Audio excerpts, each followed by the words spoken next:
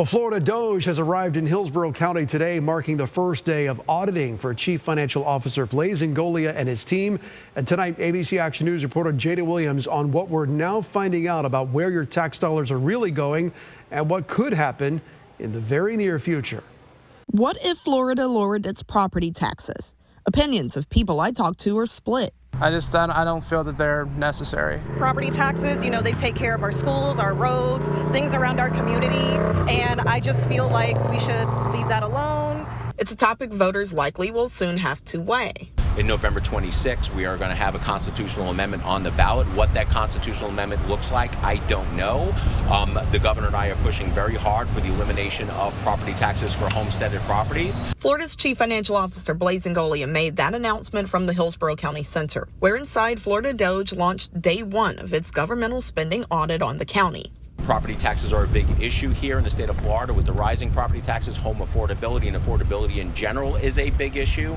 And that's why we are out here looking for these efficiencies, looking for the waste, fraud, and abuse, because when local governments say that they cannot cut, we're going to show them places that they can cut. Hillsborough's county administrator sent this letter to Florida DOGE representatives Friday. The county highlights that over the last 30 years, the millage rate has not increased. It was in fact reduced 23 of those 30 years. Commissioner Harry Cohen explains why you may have seen a property tax increase.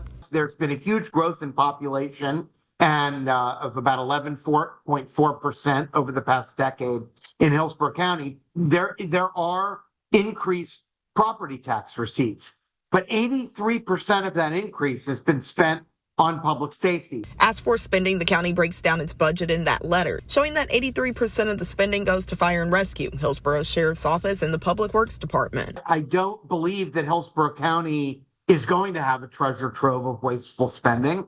And if we do, then the commissioners will have to deal with that. Florida DOGE launched to try to cut waste and abusive spending in municipalities, but Ingoglia stopped short of explaining what they found so far. Because if people have seen that we've locked in and honed in on one thing, then everyone else who's on the list for the audits and the reviews will then try to change things and make it harder for us to find over there. So we're not going to give any examples, but I can assure you they are there. Ingoglia says Florida DOGE is a permanent fixture in this state. That should be a chilling message to governments that somebody is finally watching and looking out for the taxpayers here in the state of Florida. In Hillsborough County, Jada Williams, ABC Action News.